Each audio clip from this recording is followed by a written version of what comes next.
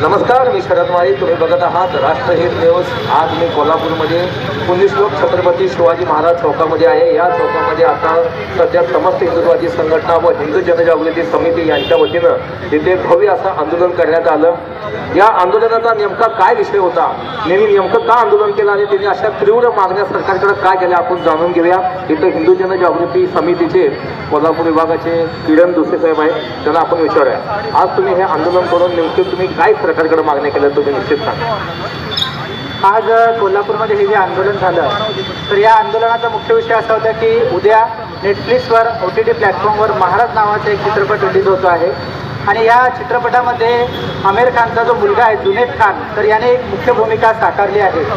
तर हा जो चित्रपट आहे, हा चित्रपट 1862मध्ये ज्यावेळेस भारतामध्ये ब्रिटिशांचं शासन होतं, अशा काळात एका साधू संतांच्या जीवनावर आधारित असा हा चित्रपट आहे की ज्या साधू संतांच्या विरोधात त्यावेळेसच्या एका पत्रकाराने खटला दाखल केला होता आणि त्या पत्रकाराच्या भूमिकेमध्ये या चित्रपटात जुनेद खान आहे.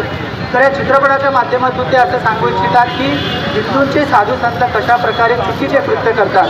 पण प्रत्यक्षामध्ये जर आपण विचार केला तर आज स्वातंत्र्याच्या नंतर देशामध्ये अनेक घटना अशा घडल्या की ज्यामध्ये पाद्री असतील, चर्चचे किंवा मौलवी असतील मशिदींचे, तर यांच्या माध्यमातल्या अनेक अत्याचारांच्या घटना उघडकीस आलेल्या आहेत. त्याचे पुरावे सुद्धा उपलब्ध आहेत. पण यांच्यावर आज ताकद एखादा चित्रपट निर्माण होत नाही. मात्र सातत्याने वारंवार हिंदूच्या साधू संतांवर असे चित्रपट निर्माण होतात.